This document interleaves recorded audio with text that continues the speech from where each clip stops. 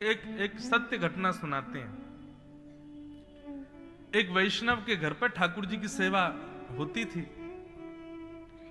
तो वैष्णव रात में सुलाते समय ठाकुर जी का बढ़िया बिस्तर लगाते, उसमें इत्र लगाते। गर्मी का समय तो बढ़िया सूती के कपड़े की चद्दर बिछाते, सर्दियों का समय तो बढ़िया मलमल का बिछाते, ठाकुर जी को सर्दी ना लगे। बहुत ध्यान से सुनना है। तो एक बार क्या हुआ, रात्रि में वो अपने ठाकुर जी को शयन करा करके जैसे ही अपने कक्ष में गए, जैसे ही सोने लगे, तो बार बार उनको ऐसा लगे कि गद्दे में कुछ चुभ रहा है। उन व्यक्ति को जो सेवा करते थे, वो बार बार उठ करके देखें, बोले ये चुभ क्या रहा है, और जैसे ही देखें तो कुछ भी नहीं। एक बार हो गया, दो बार हो गया, पूरी रात बेचारे परेशान ही होते रहे। एक बार उन्होंने स्थान भी बदल दिया, कहीं और सो जाऊं, तो वहां सोए तो वहां पर भी वो चुभने लगा। उनको लगा ये है क्या, ये चुभ क्या रहा है मुझको। पूरी रात निकल गई परेशान होते होते। सवेरे जैसे ही ठाकुर जी की सेवा के लिए स्नान ध्यान करके मंदिर में गए, तो जैसे ही ठाकुर जी को उठाया, उठा करके व्यवस्थित किया, तो जो शयन शैया थी, सोने का जो बिस्तर था ठाकुर जी का, उसको साफ करने लगे। देखे ठाकुर जी की चद्दर के नीचे पुराने 3 दिन के सूखे पुष्प पड़े थे।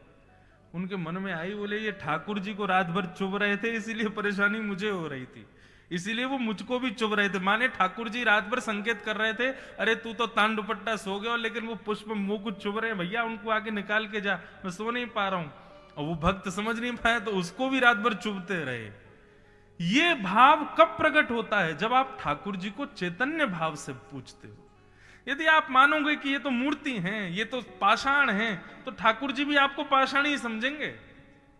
फिर आपके जीवन में कष्ट आए, दुख आए, दारिद्र आए, तो ठाकुर जी कहेंगे भैया जब हम पे कष्ट दुख दारिद्र सो लगे, तो तेरे मन में बिल्कुल भी भावना नहीं आती कि ये चैतन्य, तो हम क्यों चैतन्य भाव रखे तुम्हारे प्रति।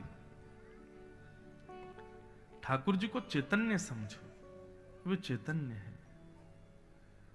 तो भगवान का पहला स्वरूप है सत्य, दूसरा है चैतन्य, और तीसरा आनंद।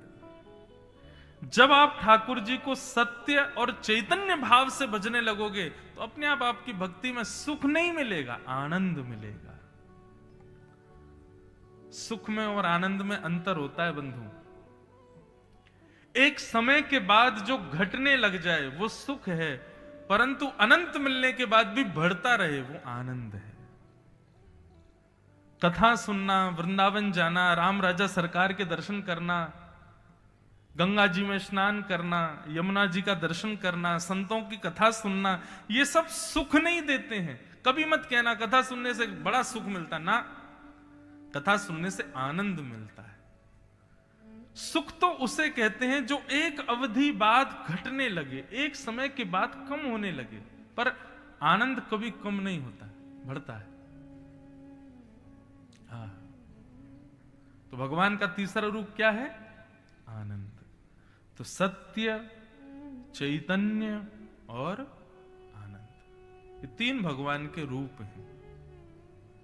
ऐसे ही 3 भगवान के कर्म हैं, विश्वोत्पत्त्यादि हेतवे, विश्व की उत्पत्ति करना, पालन करना और उसका संहार करना, ये 3 भगवान के कर्म हैं। और ऐसे ही 3 भगवान के गुण हैं, तापत्रय विनाशाय, आधि दैविक, आधि भौतिक और आध्यात्मिक